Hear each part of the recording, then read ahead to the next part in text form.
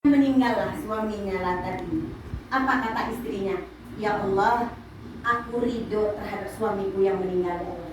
Aku ikhlas, ya Allah. Ternyata ibu seminggu setelah suaminya meninggal, anaknya meninggal pula satu-satunya tadi. Kata ibunya, satu-satunya harapannya untuk bergantung hidup di masa tuanya, tahu-tahu anaknya jatuh kepleset di batu, jatuh mati seketika itu.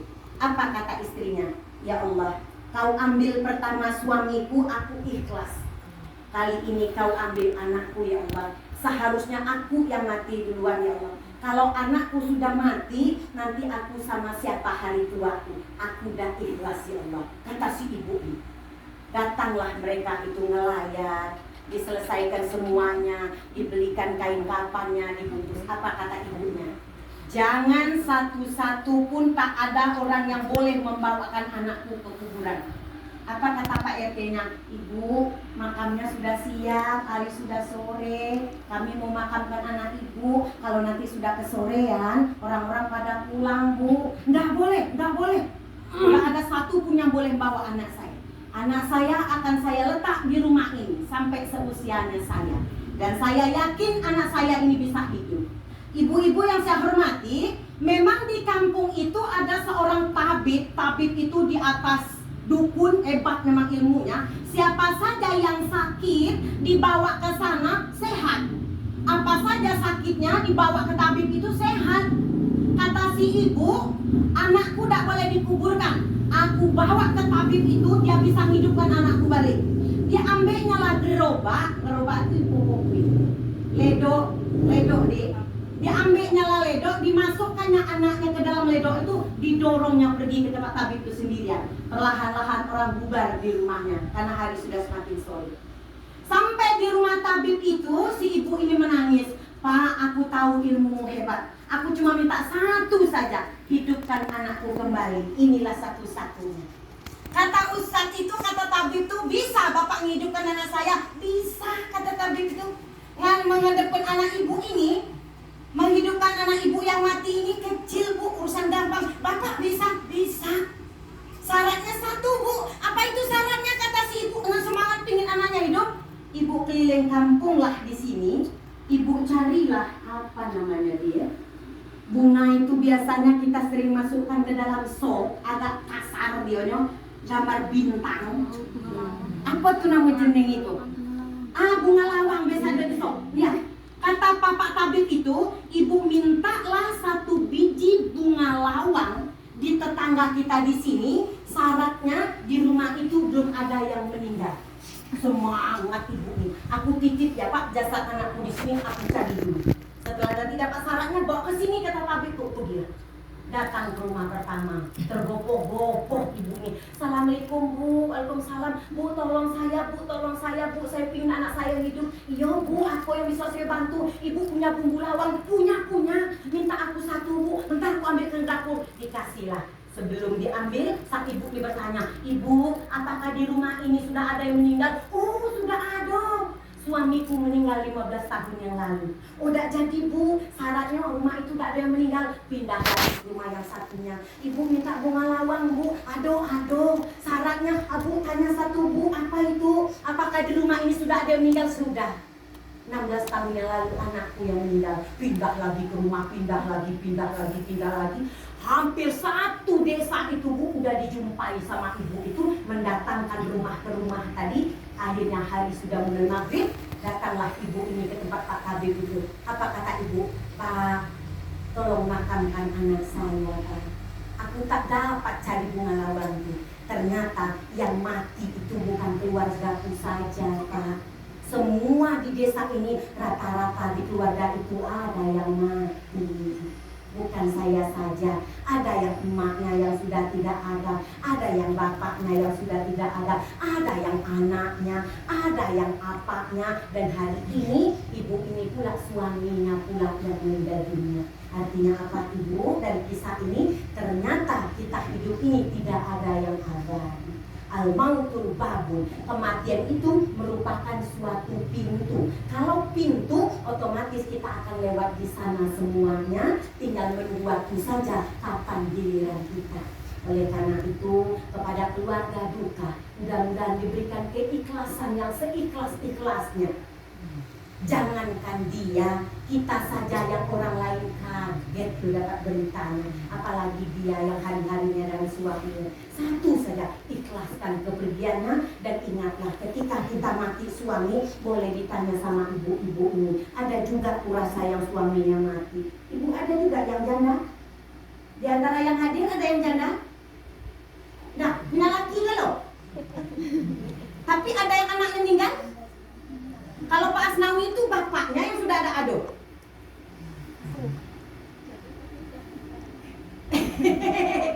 Janda tapi sudah nikah lagi. Alhamdulillah. Oh aku kata dia. Ya. Artinya apa Ibu?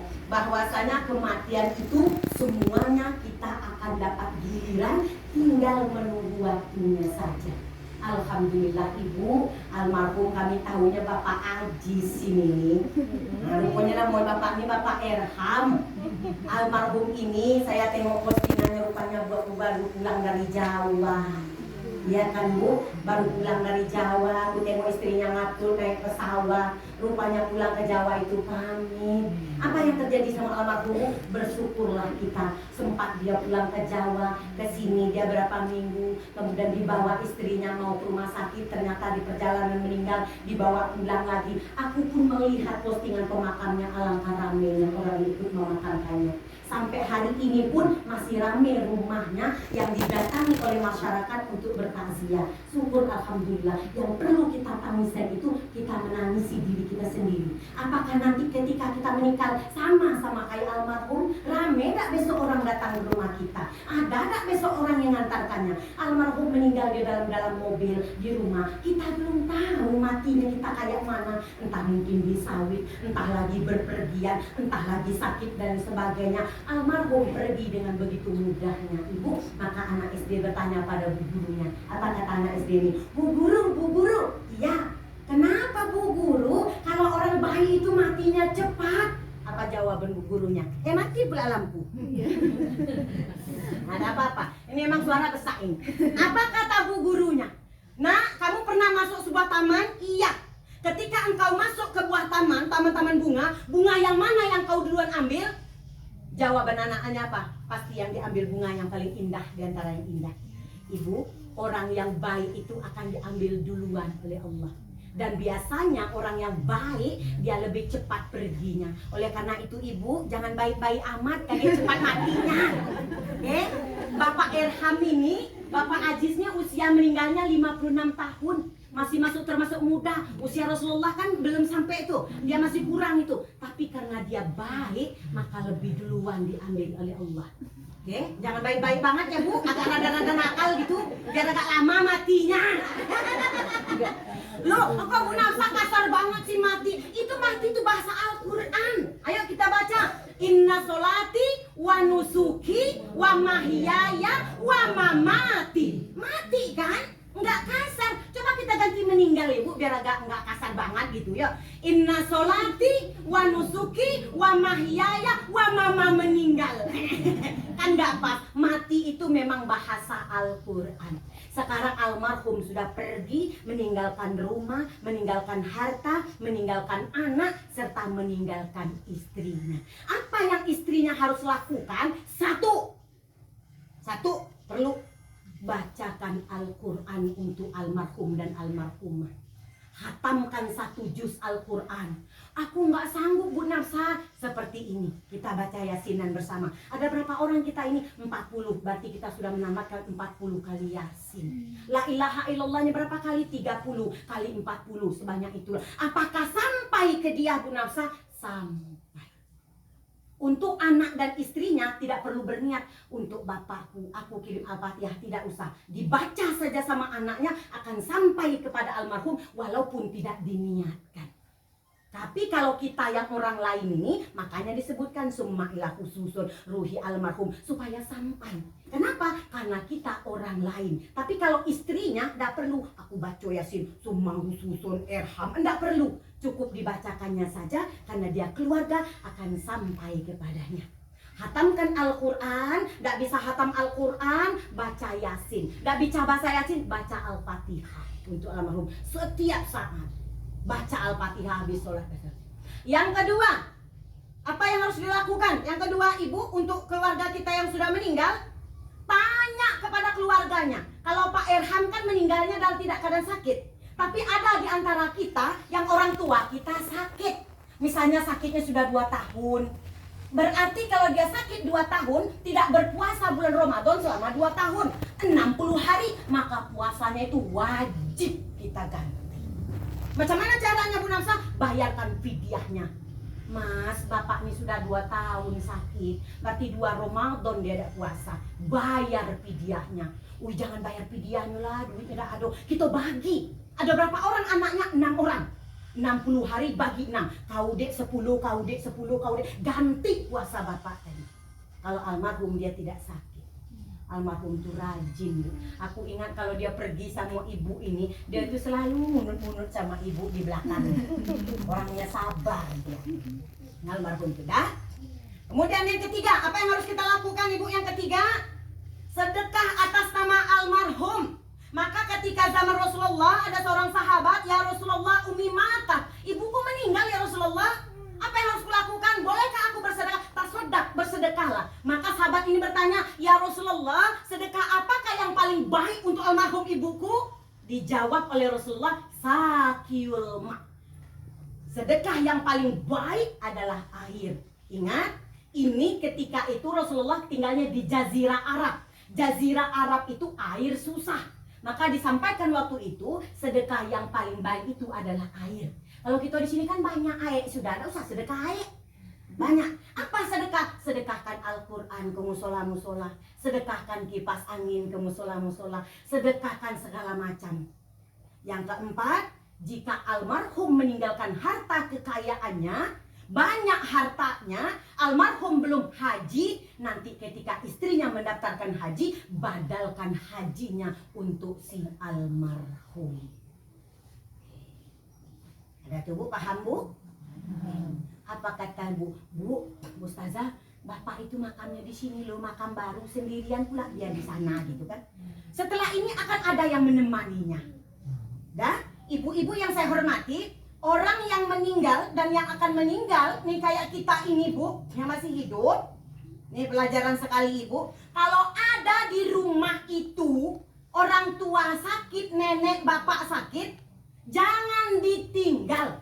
Takutnya sakitnya itu akan pergi dia. Apa yang harus kita lakukan Ibu sebagai orang hidup? Lihat nenek itu, pegang tangan kakinya. Karena apa? Karena roh itu akan bertiup dari bawah. Roh itu Ibu keluar dari ujung kaki dulu. Oke. Kalau di rumah laki itu sakit, demam, lama sakit, balik kaget kok pegang kaki ya. Masih angan laki-laki kok. Roh itu dari sini Bu, dari sini dia akan naik, berhenti di lutut. Pegang kakinya, pegang kakinya. Ya Allah, sudah dingin kaki bapak ini. Tapi sini masih hangat. Berarti roh itu masih ada di sini. Dari lutut dia akan bergerak lagi ke sini Bu. Berhenti di sekitar pinggang sini. Sudah dingin, tapi masih ada. Berarti ini sudah mulai ke atas Bu. Bergerak lagi ke atas. Ruh itu agak lamanya di sini Bu. Digorgin gor-gor. Dia akan bolak-balik. Makanya dia butuh bimbingan. Sekalipun dia ustadz ataupun ustazah butuh bimbingan. Jangan ditengoki ustadz tuh. Biarlah ustadz tuh pandai lah dewek dia mati. Dan bisa. Makanya orang selalu dilapaskan pelan-pelan. Ayo nek, la ilaha illallah. Jangan panjang-panjang. Ini sudah berat. Lidah ini berat. Gak telat lagi angkatnya. Apa? Allah. Ini tidak telah bergerak lagi. Tapi hatinya tetap Allah. Sampai dianya berhenti. Kalau di sini dia akan bolak-balik. Di sini ada yang 3 hari, ada yang 4 hari. Tapi almarhum lihatlah caranya perginya. Alangkah indahnya cara perginya. Kadang ada di antara kita yang disiksa sebelum pergi. Bolak-balik tidak mati-mati. Kisah siapa? Kisah Kan'an. Berhari-hari tidak mati, rohnya masih tergantung di sini. Bolak-balik belalak mata itu tidak mati-mati dia. Tapi almarhum alangkah indahnya. Belum jatuh sedikit, masuk ke mobil, tidak kuning 1, 2, 4, tengoklah mati. Iya kan Bu? Waktu dia meninggal tuh masih ngomong Bu sama Ibu? Enggak lagi? Enggak. Di mobil tuh tidak ngomong lagi? Tidak ngomong. Bayangkan Bu, alangkah indahnya dia pergi. Orang-orang inilah yang mati itu yang disebut dengan husnul khotimah. Kenapa dia bisa seperti ini? Hari-harinya dia orang baik. Itu masjid dia yang di sana. Saya kenal sama ibu ini, dia ngundang saya ngaji. Saya ingat persis bapak almarhum berdua ini. Itu masjid dia di situ, dia selalu ke sana, dia selalu baik orang. Tak susah ternyata orang yang baik itu meninggal. Dia sudah tepat. Untuk kita yang masih hidup, kita akan menemui ajalnya. Berapa kita ini 30, kita semuanya akan mati. Ibu mau nggak hidup sendirian di dunia ini? Nggak mau kan? Ngapain juga orang pada mati semua, grup WA nggak ada lagi, kawan Facebook nggak ada lagi, ngapain sendiri? Ya Allah, panjangkanlah umurku. Ngapain panjang-panjang? Ibu, umur tidak perlu panjang. Untuk apa umur sampai ratusan tahun kalau lah berak kencing di tempat? Nggak bisa ibadah. Tak apa umur kita pendek tapi berkah. Tak perlu umur panjang. Umurnya Rasulullah berapa? 65 tahun mati dia. Umur ratusan tahun, berak di celana, kencing di celana, sama cucu sudah ada tanda, halo cantik, manis, goda cucunya sudah pikun. Semakin bertambah usia kita, seandainya kita keluar dari rumah ini nanti Ibu, kita masih diberi umur panjang oleh Allah, bertambah ibadah kita Ibu, amin. Amin. Seandainya kita dimatikan oleh Allah nanti malam atau besok pagi, tidak bertambah lagi dosa kita. Kalau Allah berikan besok kesempatan hidup pada kita, bertambah kebaikan kita. Itu apa umur panjang? Kalau nggak ibadah, ya kan? Ini kan ada tuh lagu rimbun, sepohon kayu, daunnya rimbun, tidak berbunga. Nah Ibu pun lalu lupa, tidak berbuah, walaupun hidup 1000 tahun. Kalau tak sembahyang, gunanya walaupun hidup. Kalau tak sembahyang, kalau umur udah lebih banyak, udah pikun, nggak bisa lagi ibadah. Tak apa dia pergi pada usia yang 56 tahun. Dia pergi dengan begitu indahnya. Oke. Untuk kita yang hari ini yang masih hidup, 1, jangan tinggalkan maksiat yang tidak masuk akal. Contoh, kita punya suami kita meninggal di Jawa Timur, kita tinggal di sini, bilang sama anak, nak, nanti emak kalau mati antar ke dekat kubur bapakmu di Jawa Timur ya nak. Oke, jangan. Tengoklah almarhum, Bu, nanti kalau aku mati kuburkan bayi saya di sini. Oke, tepat, almarhum tepat Ibu. Kenapa harus diantar ke Jawa Timur Ibu? Bu-ibu yang saya hormati, kami sering terjadi para pemandi jenazah ini. Halo, Bu Ustazah Nafsa, iya, jangan dikubur dulu makku, Bu Ustazah, aku masih di pesawat. Di mana kamu? Aku masih di Jakarta, pesawat Nadile. Pokoknya dah, sekarang kami makamkan, hari sudah mau maghrib. Dimakamkanlah emaknya, ditutup Bu, meraung-raung dia. Emakku, kurang ajar Ustazah Nafsa. Apa kata saya? 6 bulan ibumu meradang meraung di rumah sakit menderita. Bulak-balik dia telepon anaknya, nak, emak demam, emak sakit, nak di rumah sakit udah 6 bulan, tidak balik. Kenapa waktu matinya kita harus menyesal dengan menunggu dia? Inilah salah satu alasan Islam kenapa jasad orang Islam tidak boleh lama di rumah ibu, karena dia tak sabar ingin bertemu dengan Maha Penciptanya. Tak boleh kita memperlamakannya, kecuali kalau memang sudah tengah malam. Oke? Kalau sekiranya kalau di unit 3 tuh Bu, kalau aku mataku pedih karena pakai bedak baru aku. Banyak pedih. Aku pakai bedak. Beda apa yang penahan matahari itu teh? Enggak tahu. Sunscreen apa? Itu. Sunscreen gitu. Sunscreen, biar katanya enggak biar glowing gitu. Hanya kok pedih pula mataku, kurasa ini bedaknya ngabal-abal ini. Dikit lagi ya dek, aku sudah lama nggak kesini dek, udah lama banget ya dek, udah lama. Dikit lagi lah ya, dikit lagi ya. Oke. Dan kita lanjut lagi bu. Oke. 6 bulan emak tuh di rumah sakit bolak-balik. Nah emak di rumah sakit balik lagi enggak. Begitu emaknya mati, kenapa harus menyiksa menunggu dia dulu? Pesawatnya delay pula dari Jakarta sana. Kenapa kita harus siksa jasad orang tua kita? Kalau dia sudah meninggal, secepatnya makan kami. Kecuali kalau meninggalnya sudah tengah malam. Karena masyarakat tidak ada lagi, tak apa tunggu sampai pagi baru dimakamkan. Inilah alasan Islam itu. Ingat ibu, kata almarhum, makamkan saja saya di sana. Baru dialah satu-satu penghuninya ibu. Tak mau dia diantar ke mana deh? Mana deh? Jawa Timur. Ke Jawa Timur, tak mau diantar di situ.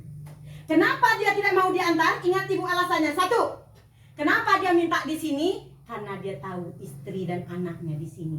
Kalau seandainya almarhum ini diantarkan ke Jawa Timur, mohon maaf, ini hari ini agak keras ceramahnya nih. Nah, meninggal kita di sini, Mbak. Antarkan aku besok ke Kincai, hoi. Aku marah gitu sama orang Kerinci. Tapi Uni 3 udah pintar sekarang bang. Setiap kali mati diantar ke Kerinci. Awak pun sedih jadinya. Belum sempat awak nengok udah berangkat. Karena nanti masih di Jambi, mana almarhum udah balik ke Kerinci. Anak ada di sini, istri ada di sini. Oke, siapa yang melihatnya di sana? Kecuali kalau ada keluarga. Kenapa ibu? Makam itu harus dikunjungi. Kenapa ibu? Kita buang sampah saja di makam itu, diampuni dosanya. Apalagi kita baca doa. Kalau almarhum ini ditaruh di Jawa Timur sana, tidak mungkin istrinya setahun sekali ke sana. Ini aja udah berapa tahun baru dia pulang, lah besar anaknya baru dia pulang. Tak mungkin setiap tahun dia ke sana. Makanya di sini lebih dekat istrinya kapan rindu ke sana. Bu Namsa emangnya nggak boleh di rumah? Di rumah pun sampai doanya. Akan tetapi kalau ketika kita berkirim salam dengan jabat tangan, mana lebih indah ibu? Berjabat tangan. Doa dari rumah sampai, tapi alangkah indahnya kalau kita salaman itu langsung berjabat tangan. Alangkah indahnya ketika kita berdoa, tentunya berhadapan dengan makam anaknya di sini. Ya ibu? Paham? Ibu orang mana? Nah, besok mati jangan minta balik ke Kerinci ya. Sini Bella.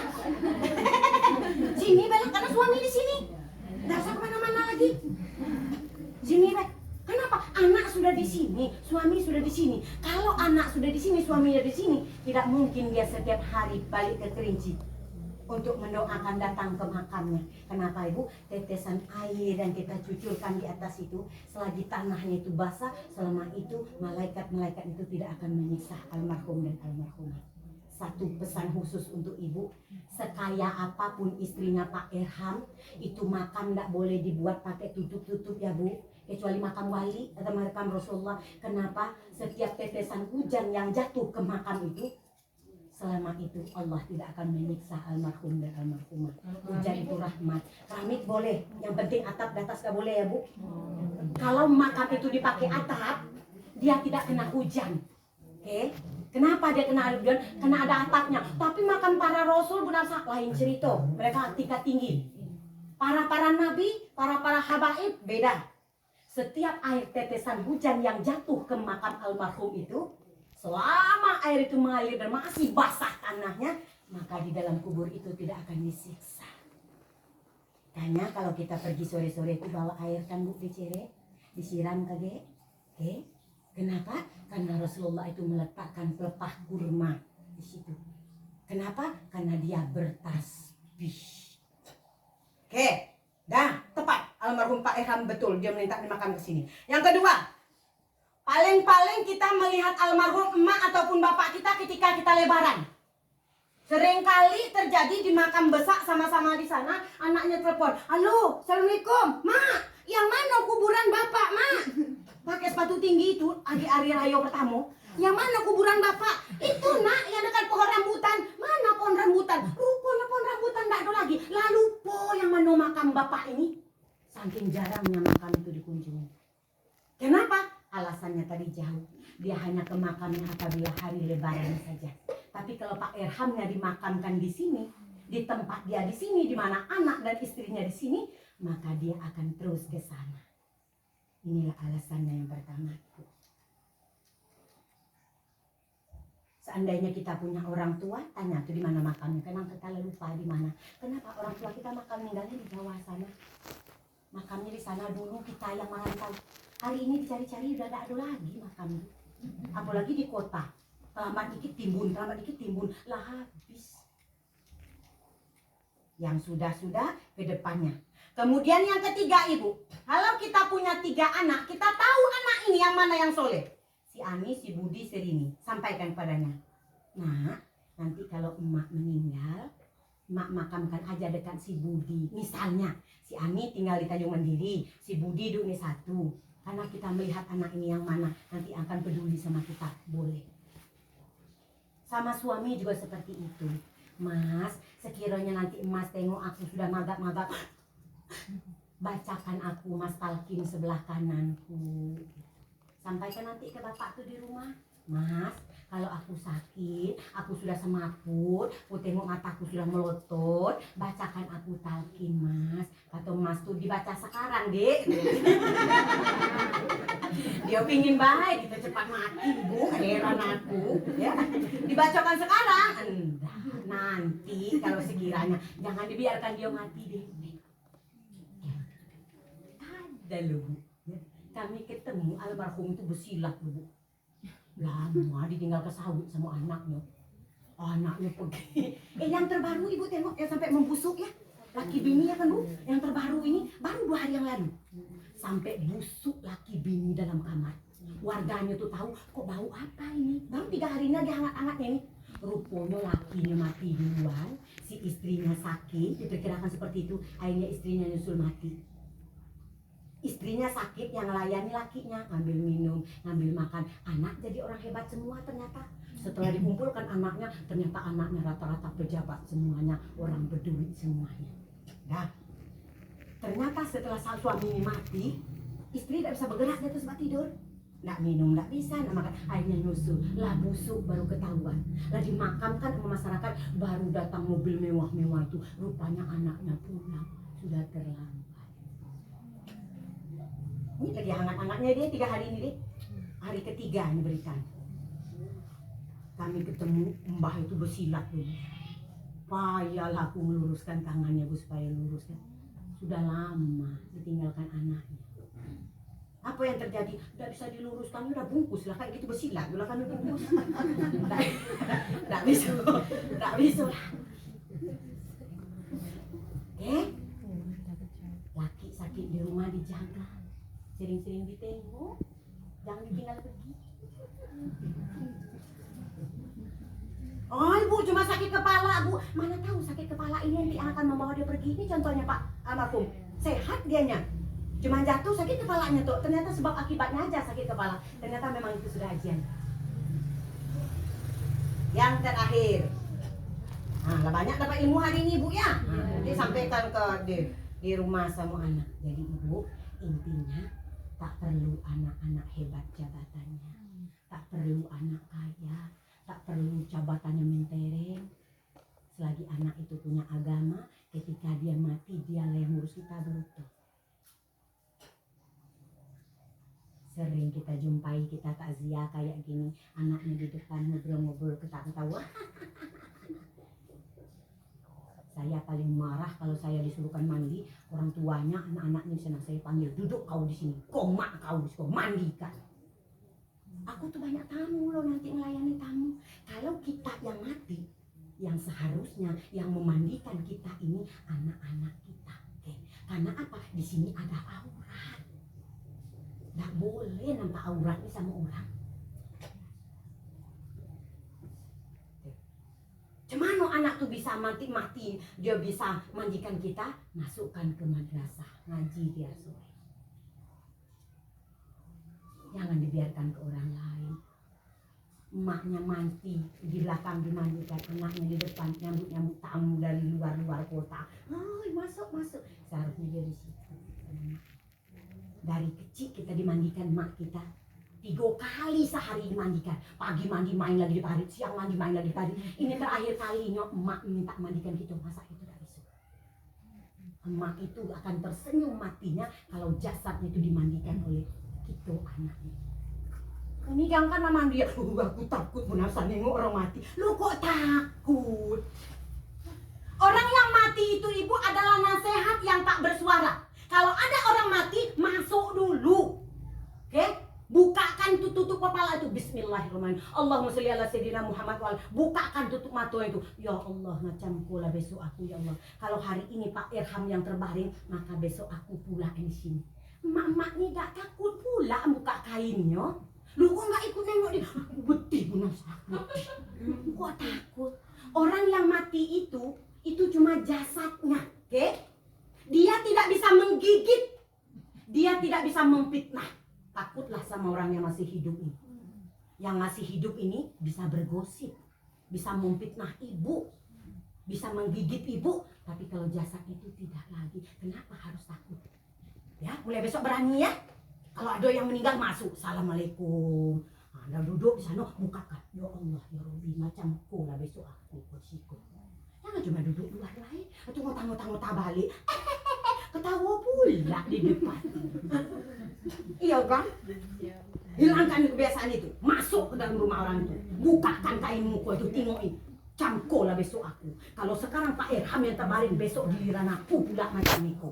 Karena apa bu? Kematian ini sesuatu yang pasti. Setakut-takutnya kita kepada kematian, kematian itu pasti datang kepada kita. Tinggal nunggu waktunya saja. Semuanya sudah ada takdirnya masing-masing. Dan dikit lagi, ini paling penting. Pak Irham meninggal. Yang kita mandikan, yang kita kapani, itu jasadnya. Ya bu? Oke, jasadnya. Ruhnya kemana? Ketika ruh ini bertiup, makanya kalau orang mati itu rata-rata matanya terbuka. Oke, tutup matanya bu ya. Tapi ada loh bu nafsa bolak-balik urut di sininya. Bacakan 2 kalimat syahadat, bacakan sholawat, urut pelan-pelan. Mati lah kau kan, kau kemarin jahatnya kau. Mandi pelan-pelan, digosok pelan-pelan, dia ambeknya bu sawat tuh. Mati lah kau sukoni yang gosipin aku kemarin. Yo ibu lah kawan, disurnya pakai sanyo itu. Kalau dia melotot itu dari atas, Allahumma sholli ala sayyidina Muhammad wala sayyidina Muhammad. Masih juga melotot, ulangi lagi, Allahumma sholli ala sayyidina Muhammad. Masih juga melotot, urut yang di sininya tuh bu. Dia akan dijam nanti tuh. Di sininya tuh urut kelopaknya tuh. Baru dia terpejam, benahi tangannya. Oke, benahi tangannya. Yang ada itu jasadnya, ruhnya sudah tertiup, ruh itu tiup. Makanya embusan ruh tuh di sini loh bu. Setelah nyangkut di sini tadi tuh bu. Oke, ruh keluar ya bu. Ruh itu tempatnya ada 2. Nah, tinggi pengajian hari ini, jangan sampai salah. 2. Satu tempatnya ilin, yang kedua sijin. Oke. Satu tempat ruh yang baik disambut oleh malaikat dengan menggunakan kain warna putih, bersih, bercahaya, wanginya sampai kemana-mana. Kemudian yang kedua, tempat ruh orang yang tidak baik. Ruh ini dipegang oleh Allah. Oke, Allah yang pegang. Maka ruh ini tidak akan dikembalikan ke jasadnya sampai nanti yang jasad ini menunggu terjadi hari kiamat. Termasuk zaman Nabi Adam alaihissalam, umat yang masih zaman Nabi Adam alaihissalam sekarang nunggu di kuburan. Nunggu kapan? Nunggu terjadinya kiamat. Ketika nanti kiamat terjadi, baru ruh ini ditiupkan. Tapi ibu, Allah berkehendak apabila ingin mengembalikan ruh itu. Bohong kalau ibu bertemu hantu malam hari. Oke? Aku takut loh Bu Nasa. Bude kemarin tuh yang meninggal itu, aku tengok di bawah pohon itu. Aku takut. Iya Bude, dia pakai daster kuning yang biasa dia pakai. Itu fitnah. Oke? Ibu itu tidak akan bangkit lagi, yang ada itu jasadnya. Jasad itu ibu hari pertama yang membengkak itu kemaluan. Nah, jaga kemaluan. Kenapa membengkaknya kemaluan? Karena dia mengandung air. Kemaluan tuh bengkak, muka, dush, pecah. Barulah keluar belatung-belatungnya. Yang kedua yang membengkak mata. Matanya berisi air, dush. Makanya orang hitam di sini itu biasanya pakai timun kan Bu, di sini. Pakai timun, kalau ada pakai apa namanya tuh? Pakai apa teh? Pakai tomat ya kan? Taruh tomatnya di sini kan biar matanya ada hitam. Nanti kalau nak nyambal terasi tomat taruh tomat ini pakai. Oke. Artinya Ibu, itu jasad itu nanti tinggal tulang belulang. Tak mungkin dia balik ke dunia. Tapi iya loh Bu Ustazah, aku tengok dia goyang-goyangkan pohon jambu aku. Pakai dasir kuning loh Bu Ustazah. Waktu kuning yang dia meninggal itu, Bu, itu namanya iblis. Ya, itu namanya iblis. Iblis itu bisa menyerupai siapa saja. Suaranya mirip, bentuknya mirip, tapi sesungguhnya almarhum itu tidak akan kembali dia ke dunia. Yang menyerupai dia itu pertama iblis, yang kedua kita ini punya jin korin dulu. Korin itu kita punya, saya punya, Bapak Asnawi punya, semuanya punya. Ketika nanti kita mati, jin korin kita itu tidak mati. Suaranya persis kayak saya, bentuknya persis kayak saya, sedekat apapun saya suami saya, belum, masih dekat sama-sama korin kita. Ketika kita masuk kamar mandi, suami tinggal di luar, belum terlalu dekat. Tapi kalau jin korin itu kemana saja kita, dia selalu ikut sama kita. Ke kasur, ke kamar mandi, kemana aja. Makanya dia hafal persis macam mana kita. Oleh karena itu Ibu, hilangkan fitnah-fitnah itu di masyarakat. Nah itu kan, karena dia banyak dosonya kan, emaknya lagi dari hantu. Tidak ada. Tidak ada. Itu hanyalah iblis yang menyerupai daripada almarhum dan almarhum. Orang ini Allah, ruhnya Allah yang pegang. Kalau Allah yang pegang ruhnya, mustahil dia akan dilepaskan. Kapan nanti? Dia akan menunggu kita. Dia akan menunggu kita nanti sampai nanti kita bertemu lagi di sana secara bersama-sama. Oke? Gak tenang rasanya? Jangan takut mati. Mati itu sesuatu yang pasti. Aku takut loh benar kalau kejauhannya pesawat, nanti pesawatnya itu jatuh terus aku mati. Nah wayangnya mati ya mati. Aku udah berani loh kalau kejauhannya pesawat. Ngapa? Aku takut pesawatnya jatuh. Nah waktunya mati ya mati. Kadang orang pun tidur ya mati. Tuh Pak Haji Sumani kawannya Pak Asnawi. Tidur mati dia. Emang wayangnya mati ya mati. Dah, mulai bisa balik kampung naik pesawat, jangan lagi naik bus. Naik pesawat balik ke Kerinci. Mana? Ke Jambi dulu. Dari Jambi baru terbang ke Kerinci 1 jam. Berapa katanya yang kosnya? 450. Terbang naik pesawat. Aku takut nyangkut, nyangkut wayang mati ya mati. Dosa takut banget. Kemudian Ibu jangan disesali. Tuh kan, gara-gara kau ngajak polis satu, akhirnya adik kecelakaan kan di rumah. Itu hanya sebab akibatnya saja. Ingat Ibu, anaknya Pak Gubernur Ridwan Kamil, kuliah dia di luar negeri kan Bu, berenang-berenanglah dia di sana, mati. Kalau tahu dia mau mati bakal ngapain jauh-jauh ke luar negeri, ya kan? Kenapa? Itu hanya sebab akibatnya saja. Akan tetapi kematian itu memang sudah di sana, tidak bisa diulur 1 detik pun. Sakit kepalanya almarhum Pak Irham itu hanya sebab akibatnya saja. Tapi yang jelas memang itulah batas waktu yang Allah berikan kepadanya sudah habis. Ya, udah tenang rasanya? Berani mati? Berani. Belum juga berani. Belum berani juga. Nah, makanya harta jangan banyak-banyak. Ibu ada lu nyanyi orang Jawa, saya senangnya nih. Saben malam Jumat ahli kubur muli nang oma karon jalo dungo wajan Quran sakalimat lamun olah dikirimi banjur bili merebes mili bali nang kuburan mangku tangan tatangisan. Yang satu lagi yang serunya Bu, apa kata dia teh? Aku lupa. Apa kata dia teh? Jika aku iso bali ning alam dunia bakal tak ringkesi hartaku setisi ono. Entahlah, aku udah tahu. Kata jasad itu Bu, seandainya aku bisa balik ke dunia katanya akan kubawa semua harta-harta itu. Menyesal dia itu. Harta jangan banyak-banyak amat Bu, deh jangan banyak amat harta. Kagak dia mati ya Pak tuh kawin lagi. Ada yang banyaknya amat, ada orang pergi ngaji-ngaji, ada orang takziah, ada orang sedekah ikut sedekah. Jangan-jangan itu biar tidak akan dibawa. Tengok Pak Erham, sudah rumahnya jadi pergi dia, ya kan? Pergi dia. Nah, tinggal sama istrinya. Untunglah ini istri soleha. Kalau istri tidak soleha nanti kawin lagi dia. Ya kan? Dapat rumah ini semua rumah baru. Wayai ngaji-ngaji ya deh. Wayai takziah ya, wayai sedekah. Itulah nanti yang kita bawa pergi. Semuanya ini akan tinggal. Yang tinggal di nyantai-nyantai dah sama kita lagi.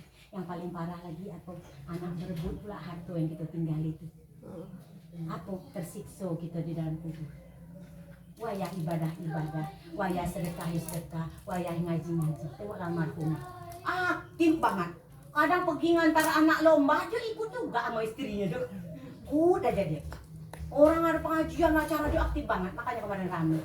Ibu yang saya hormati, apa yang hari ini kita tanam, itu juga yang akan kita buat. Kalau ibu rajin takziah rumah orang, rajin bermasyarakat, nanti giliran ibu mati, kami pulang yang ke rumah ibu rame-rame. Tapi kalau ibu tidak bermasyarakat, nah, pergilah dewe, masuklah ke kubur dewe, gulinglah dewe.